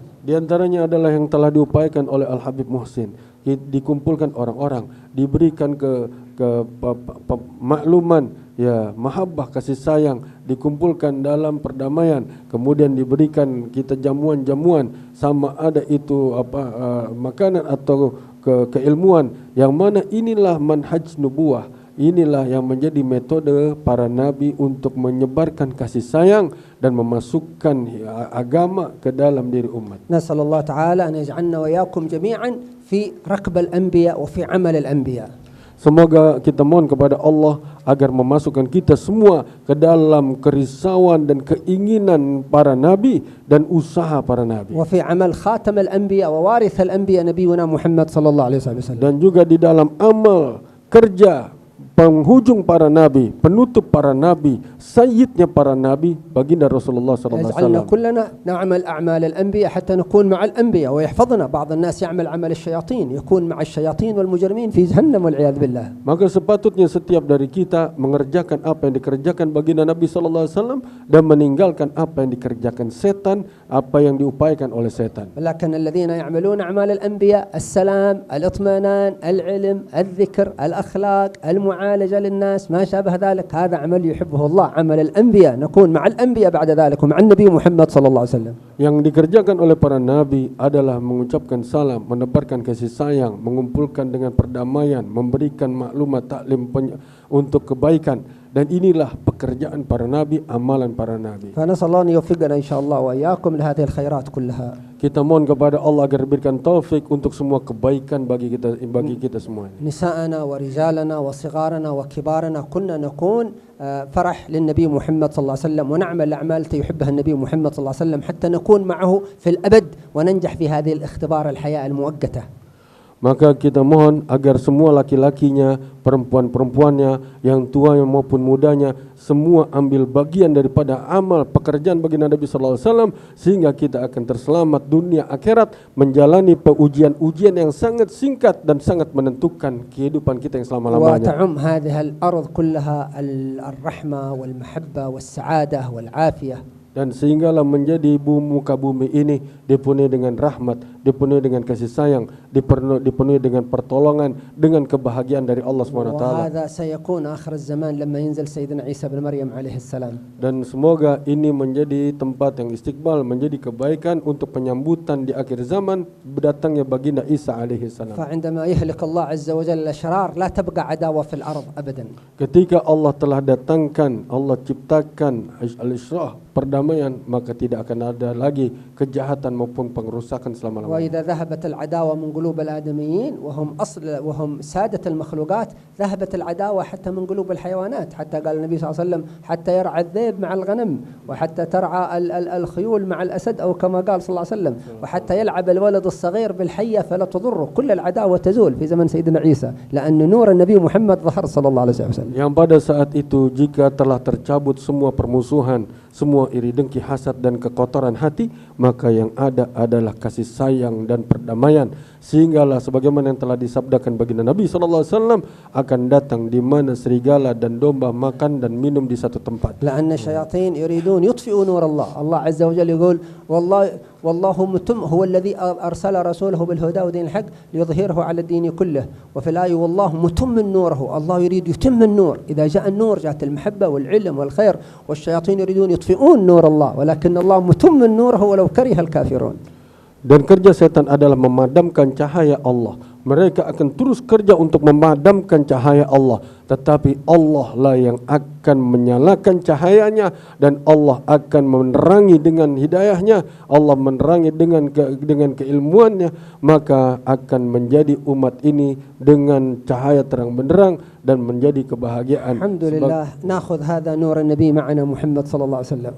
Alhamdulillah kita mengambil bagian daripada cahaya baginda Nabi SAW bersama kita. عندما ناكل نقول بسم الله ناكل بنور النبي محمد صلى الله عليه وسلم. Ketika kita makan baca bismillah, kita makan dengan cahaya baginda Nabi SAW. عندما ننام ناتي بأذكار النوم ننام ونحن في نور أذكار النبي محمد صلى الله عليه وسلم. Ketika kita mau tidur dengan berdoa sebagaimana diajarkan dalam sunnah baginda Nabi SAW, kita tidur dalam cahaya baginda Nabi كل SAW. أحوالنا حتى ندخل الجنة بنور النبي محمد صلى الله عليه وسلم. Demikianlah setiap daripada waktu keadaan kita berusaha untuk dalam sunnah baginda Nabi SAW sehingga kita masuk surga dengan cahaya Rasulullah SAW. ندخل القبور بنور النبي محمد صلى الله عليه وسلم. Masuk kubur dengan cahaya baginda Nabi SAW. إذا عندنا نور النبي محمد صلى الله عليه وسلم ما نفزع من الموت. Ketika datang dengan cahaya baginda Nabi SAW, maka tidak akan ada kesusahan di situ. نعرف أن الموت انتقال من الحياة إلى حياة أخرى. Maka kehidupan saat sakaratul maut, datang cahaya baginda Nabi SAW itu hanya sebagai perpindahan yang menyenangkan antara kehidupan yang di dunia sampai kehidupan setelah kematian. مثل الموظف أو الموظف في الشركة أو الموظف في مدرسة يصل إلى سن التقاعد يخرج خلاص تقاعد ما يجلس فكذلك أنت المسلم يأتي وقت تتقاعد ما عليك صلاة ما عليك صوم ترتاحتك في الحياة. هذا الموت للصالحين بنور النبي محمد صلى الله عليه وسلم. Maka sebagaimana seseorang pekerja yang kemudian setelah selesai, kemudian apa kalau selesai? Pensiun, ya maka seperti itulah kita sekarang penuh dengan menjalankan seluruh perintah-perintah, datang kematian, selesai, pensiun dan itu semua tinggal terima gajinya saja. ولذلك الذي عنده نور النبي محمد صلى الله عليه وسلم عندما يأتي عند القبر ما يشوف مثل عينه حفرة، يشوف بقلبه روضة من رياض الجنة ما شاء الله، يريد يرمي نفسه في القبر لأنه يرى بنور النبي روضة من رياض الجنة محمد صلى الله عليه وسلم. Maka demikian ketika seseorang masuk ke dalam kubur Nabi SAW dan melihat dengan kedua matanya semua keindahan yang ada di dalamnya, maka sudah penuh kerinduan ingin masuk ke dalamnya. فنسأل الله أن يجعلنا مع نور نبينا محمد صلى الله عليه وسلم Kita mohon kepada Allah agar kita menjalani kehidupan dengan cahaya baginda Nabi sallallahu alaihi في wasallam كل أحوالنا وأطوارنا, di setiap waktu dan keadaan kita, وكلنا نتعاون على نشر هذا نور النبي في البشرية وفي الإنسانية كلها. dan setiap dari kita saling bantu kerjasama untuk menebarkan nur cahaya baginda Nabi sallallahu ويجعلنا alaihi wasallam سبحانه ini. وتعالى من المقبولين والمنورين بنور النبي محمد صلى الله عليه وسلم. Sehingga Allah jadikan kita sebagai orang-orang yang diterima dan diberikan cahaya baginda Nabi sallallahu alaihi wasallam. آمين يا رب العالمين. Amin ya rabbal alamin. والعفو على التطويل, يمكن طولنا الكلام. Jazakumullah khairan. عفوا على التطويل. Jazakumullah khairan. قل لهم عفوا على التطويل. Jazakumullah khairan. Masyaallah. Alhamdulillah Rabbil Alamin. Tadi telah sama-sama kita mendengarkan panjang lebar dari apa yang disampaikan oleh guru kita Da'ilullah Al-Habib Kazim bin Ja'far As-Segaf. Selanjutnya sebagaimana biasa yang terjadi di majelis kita, yang biasa kita lakukan, insyaallah mungkin di antara jamaah, wabil khusus jamaah ikhwan laki-laki, ada yang ingin bertanya kepada beliau, insyaallah nanti akan diterjemahkan oleh Ustaz Hasan.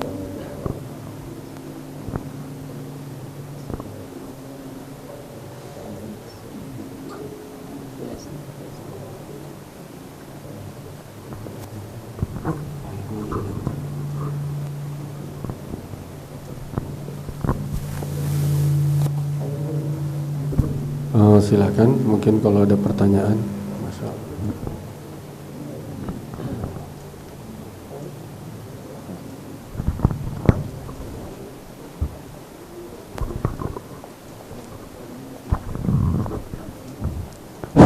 Assalamualaikum warahmatullahi wabarakatuh.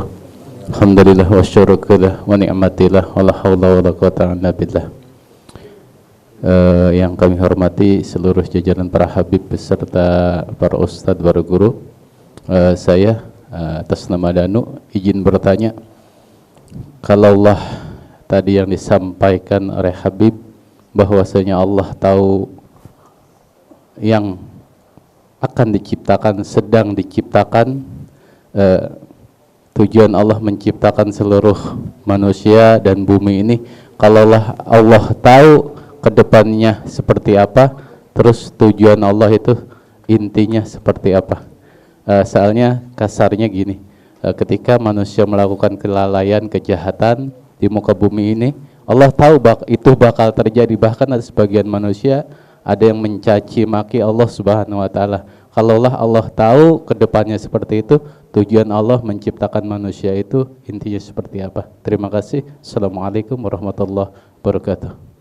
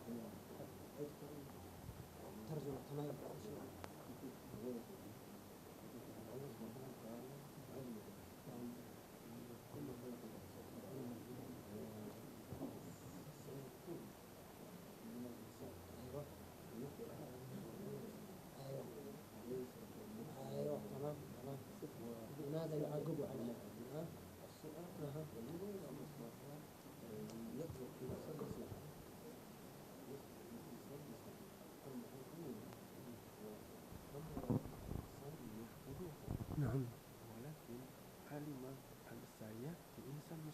أيوة. تمام. الجواب على هذا من عدة أمور ومن عدة أوجه. أولا الله سبحانه وتعالى يعني يخلق ما يشاء جل جلاله من أنواع المتناقضات حتى يعلم العباد طلاقة القدرة أنه قادر على كل شيء سبحانه وتعالى. يخلق إنسان شرير، يخلق إنسان طيب، يخلق ملك، يخلق شيطان، يخلق ألم، يخلق عافية. يعلم الناس أن الله عز وجل يخلق ما يشاء جل جلاله. Di dalam jawaban ini begitu banyak penjelasannya. Di antara intinya adalah Allah Subhanahu wa taala ingin tunjukkan kepada seluruh makhluknya bahwa Allah punya kuasa untuk menciptakan apa saja yang diinginkan, apa saja yang diinginkan. Mau ciptakan setan, mau ciptakan malaikat, mau ciptakan yang taat, mau ciptakan yang rusak. Allah ingin tunjukkan bahwa Allah yang menciptakan sesuai dengan apa yang diinginkan. Kalau diinginkan manusia semuanya taat, tapi Allah ingin tunjukkan Allah yang ciptakan. Allah tunjukkan bahwa Allah mau begini-begini, mau begitu-begitu, nggak ada yang bisa menghalangi. ثانيا لا يقدر الإنسان بعقله هذا المحدود أن يعلم الحكمة في مخلوقات الله سبحانه وتعالى أبدا. Yang kedua, tidak akan pernah seorang manusia dengan segala keterbatasan akalnya memahami semua hikmah penciptaan Allah Subhanahu wa taala selama-lamanya. وهذا مثلا في بدن الإنسان فضلا عن عوالم العلوية. هذا مثلا في بدن الإنسان. الأطباء يقولون نعرف بعض الجينات ووظائفها، بعض الجينات في الوظائف لا نعرف ما هي وظيفتها، لا ندري ماذا. لا يشترط أن الإنسان يعلم كل شيء خلقه الله. Tidak dipersyaratkan yang namanya manusia itu mengetahui segala-galanya. Ya. Sebagaimana tidak dipersyaratkan manusia harus mengetahui apa yang ada di dalam jasadnya, apa yang terproses dalam dirinya.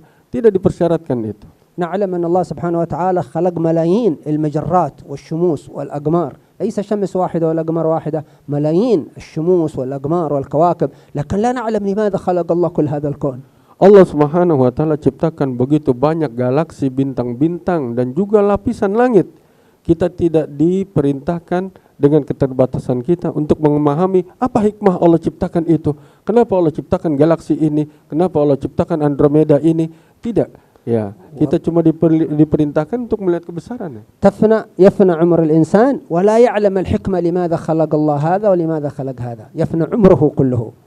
Seandainya seluruh umur manusia itu digunakan, ya tidak akan bisa memahami kenapa Allah ciptakan ini, ciptakan itu. ولذلك يقول الأطباء الآن على سبيل المثال الكبد هذه ما دام الإنسان حي تؤدي 6000 وظيفة. الكبد في الإنسان 6000 وظيفة الكبد تؤديها في الإنسان. Sebagaimana ternyata di dalam kedokteran itu diantaranya ada pembuktian bahwa yang namanya kabid, hati, kerja hati di dalam tubuh manusia itu tidak kurang daripada 6.000 jenis kerja yang harus dikerjakan oleh hati itu sendiri bagi tubuh manusia. هذه الذي عرفوها وأشياء وظائف تعملها الكبد لا يعلمونها الأطباء.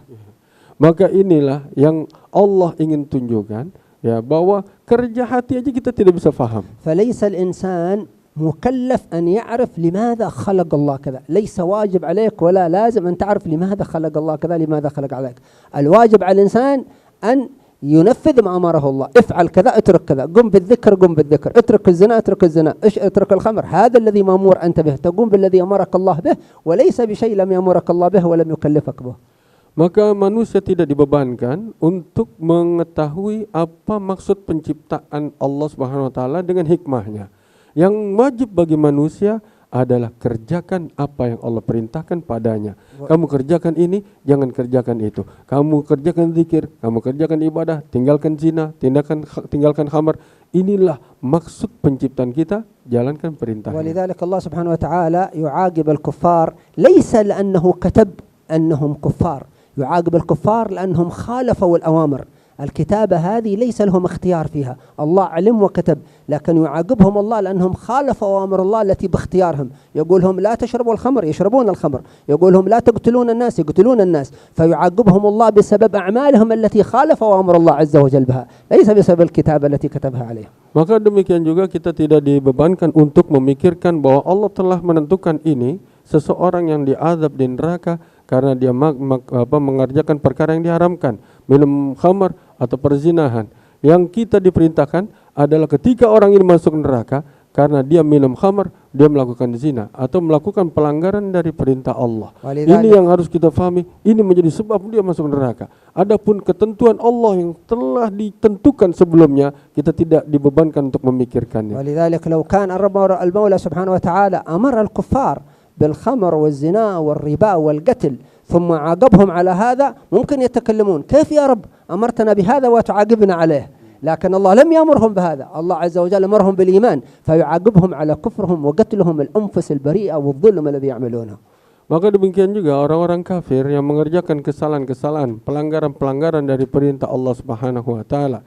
Ya, Allah tidak perintahkan kepada mereka ya untuk mengerjakan itu, kemudian nanti ditanya, karena mereka tanya, "Ya Allah, kenapa engkau perintahkan kami begini, kemudian kami dihukum begini?" Tidak, tetapi Allah perintahkan untuk beriman, mengimani Allah SWT dengan seluruh perintahnya, menjalankan apa yang diperintahnya. Ketika dia berbuat sebaliknya, melanggar dari perintah Allah, itulah menjadi sebab penghukuman Allah SWT. وهذا نعرف الفرق ما بين العلم وما بين الأمر، ما علمه الله وما أمر به سبحانه وتعالى كما يقررون علماء التوحيد رحمهم الله. Maka inilah yang menjadi pembeda antara ilmu Allah dan perintah Allah. تمام. Jazakumullah khairan.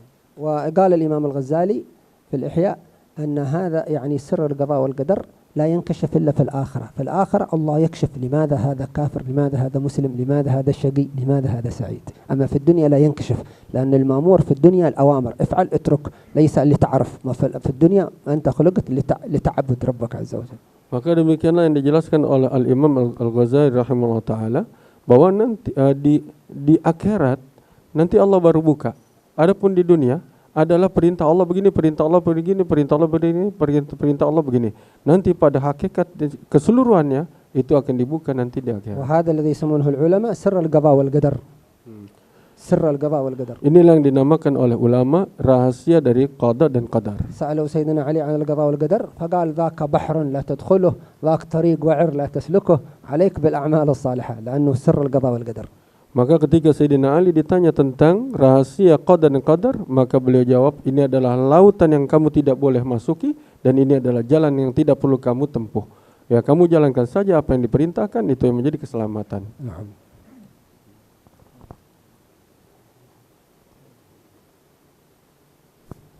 Mungkin alhamdulillah tadi telah dijawab oleh Habib. Mungkin dari ibu-ibu ada yang mau menanyakan satu pertanyaan untuk Habib.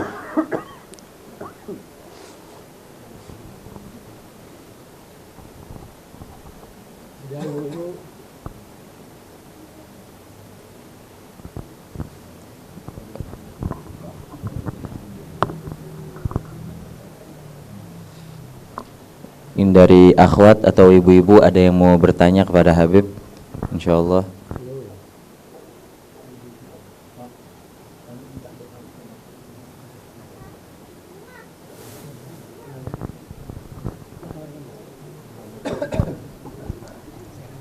Mungkin jika tidak ada bapak-bapak lagi mungkin yang mungkin Saya ada.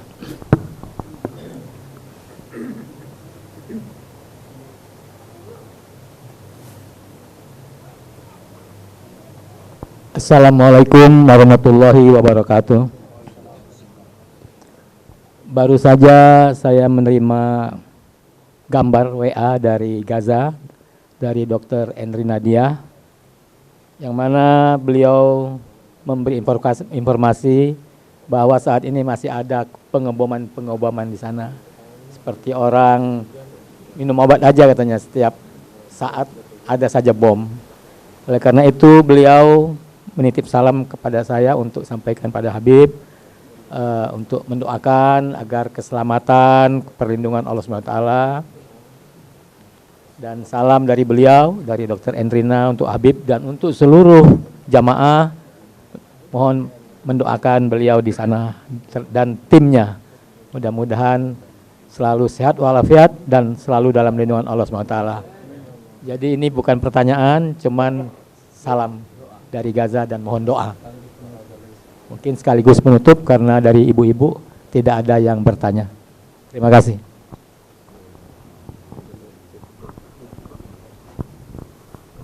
demikian. Ada ibu-ibu yang mau bertanya atau bapak-bapak sebelum nanti kita tutup mungkin? Ustadz, ini Ya, silakan Ibu, nanti insya Allah akan diterjemahkan.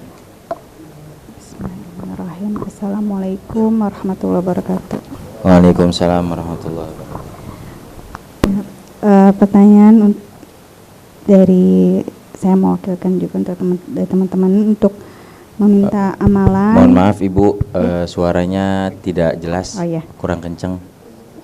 Iya, untuk tadi kan kita sudah mendengar beberapa hikmah tentang cinta Nabi dan lainnya. Ini apakah ada amalan tertentu yang bisa membuka hati kita hingga mudah cahaya Nabi masuk ke hati kita, mudah taat, mudah beribadah, lebih nikmat, seperti itu. Kemudian pada saat kita tambah taat, terkadang tambah besar juga ujiannya, banyak juga yang terkena penyakit was-was. Nah, untuk ini apakah amalan untuk bisa menghilangkan penyakit was-was? Karena ya itu aja. Terima kasih ya. Assalamualaikum warahmatullahi wabarakatuh. Saya perjelas sedikit ya Bu, takut salah nanti saya terjemahin. Jadi Ibu tanya setelah mendengar penjelasan tentang gelap, bahayanya gelap dan harusnya atau pentingnya ada cahaya, maka Ibu tanyakan apakah ada amalan khusus untuk menjadi sebab tercerahkan atau masuknya cahaya dalam diri Ibu. Iya, cahaya. betul Itu. Ustaz. Iya, betul. Dan amalan untuk mencegah penyakit was-was juga. Ya, semua saya terjemahkan dulu ke beliau.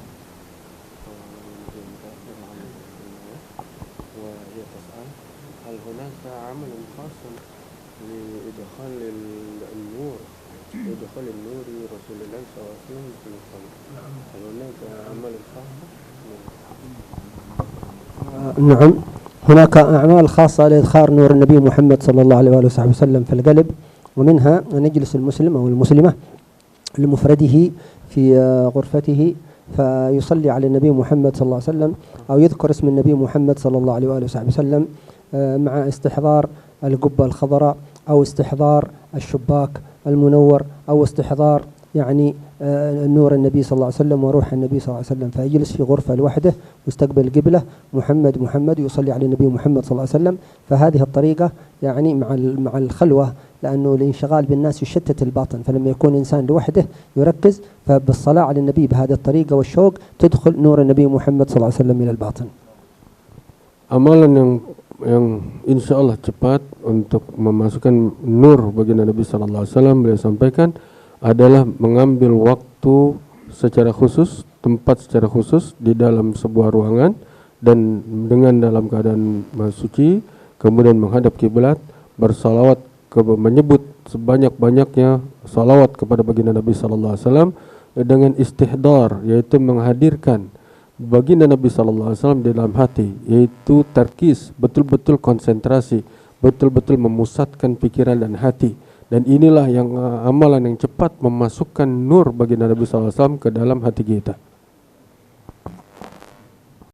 فإذا من خير يعني ما يدخل نور النبي محمد صلى الله عليه وسلم إلى القلوب هذه القصيدة المحمدية، عندما نكررها ونصلي على النبي صلى الله عليه وسلم ونستحضر النبي، يعني لا يكون مع الغفلة، يكون مع الاستحضار.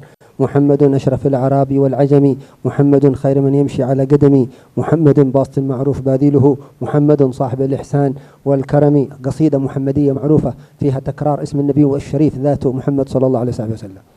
Dan juga dengan membaca bait qasidah yang disebut qasidah Muhammadiyah. أي المحمدية، محمد أشرف الأعراب والعجم، محمد خير من يمشي على قدمي، معروفة جدا مشهورة قصيدة. Nah, itu dari qasidah Burdah. Ya. لا ليست البردة، المحمدية. Muhammadiyah. Nah, yang sebagaimana dibacakan Habib tadi, itu dibaca dengan istihdar, yaitu betul-betul menghadirkan di dalam hati kesan baginda Nabi Sallallahu Alaihi Wasallam, bukan dengan sekedar bacaan karena dengan kelalaian, tetapi dengan konsentrasi, dengan penuh penghayatan hati, maka inilah yang akan mendatangkan cahaya baginda Nabi. بعد أن نفرغ من المحمدية نقول هذا الذكر حبيبي محمد محمد رسول الله، حبيبي محمد محمد رسول الله صلى الله عليه وسلم، لأنه هذا الذكر ما شاء الله حتى وإن كان ليس عندنا، حتى عندما نقول حبيبي في البداية لسنا صادقين، لسنا محبين للنبي صلى الله عليه وسلم، لكن بركة هذا الذكر نكون بعد ذلك صادقين، حبيبي محمد محمد رسول الله صلى الله عليه وسلم. Kemudian setelah itu kita ulang-ulang ucapan Habibi Muhammad Muhammad Rasulullah sallallahu alaihi wasallam, Habibi Muhammad Muhammad Rasulullah sallallahu alaihi wasallam. Itu terus diulang-ulang, yang mana boleh jadi seseorang ketika awal mengucapkannya belum ada kesungguhan cinta di dalam hatinya, tetapi dengan berkat ucapan ini yang diucapkan berulang kali dengan penuh perasaan pengharapan, akan datang cinta yang sesungguhnya di dalam hatinya. عندما نكثر من ذكر اسم النبي محمد صلى الله عليه وسلم على المحبة حبيبي رسول الله محمد رسول الله تتبرمج العقل الباطن على محبة النبي محمد صلى الله عليه وسلم. Maka dengan kita berkat mengulang-ulang Habibi Muhammad Muhammad Rasulullah sallallahu alaihi wasallam, Habibi Muhammad Muhammad Rasulullah sallallahu alaihi wasallam, maka dengan keberkahan kita mengulang-ulang, kita akan terus menjadi ingat baginda Nabi sallallahu alaihi wasallam. وطبعا الاسم الشريف محمد صلى الله عليه وسلم مع الصلاة على النبي في شحنات نورانية تدخل القلب. عندما نقول محمد صلى الله محمد شحنات نورانية تدخل تنور القلب.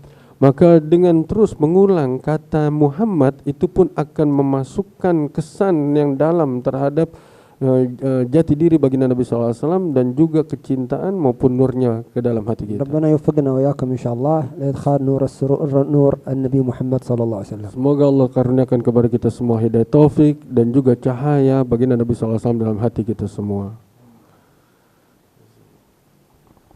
Baik, tuan-tuan, puan-puan sekalian, ibu-ibu, bapak-bapak sekalian, sebelum kita mohon mintakan doa dari Habib, saya sebagai penterjemah mohon maaf yang sebesar-besarnya atas segala kesalahan, kekurangan dalam penterjemahan saya. Semoga Allah Subhanahu wa taala yang Maha sempurna menyempurnakan pemahaman yang sebenar-benarnya yang dimaksudkan oleh Al-Habib kepada hati kita semua. Jazakumullah khairan.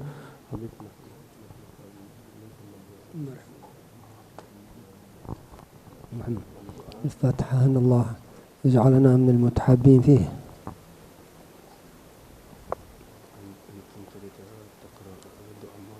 نقرأ دعاء المولد ونرتب الفاتحة.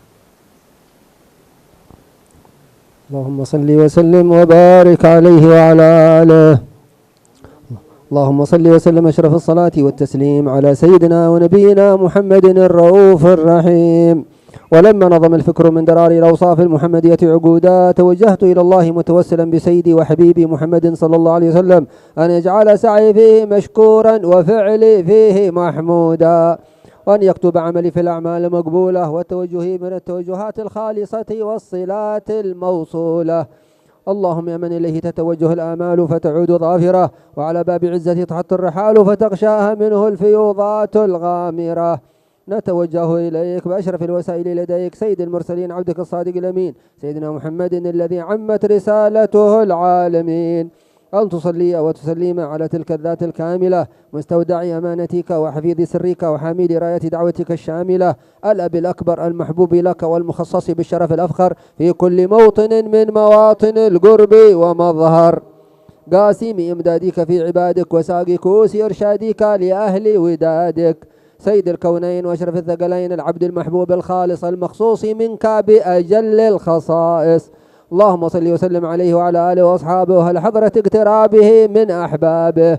اللهم إنا نقدم إليك جاه هذا النبي الكريم ونتوسل إليك بشرف مقامه العظيم، تلاحظنا في حركاتنا وسكناتنا بعين عنايتك، تحفظنا في جميع أطوارنا وتقلباتنا بجميل رعايتك وحصين وقايتك، تبلغنا من شرف القرب إليك وإلى هذا الحبيب غاية آمالنا، تتحركنا فيه ما وتتقبل منا ما تحركنا فيه من نياتنا وأعمالنا، تجعلنا في حضرة هذا الحبيب من الحاضرين، في طرائق اتباعه من السالكين، ولحقك وحقه من المؤدين، ولعهدك من الحافظين.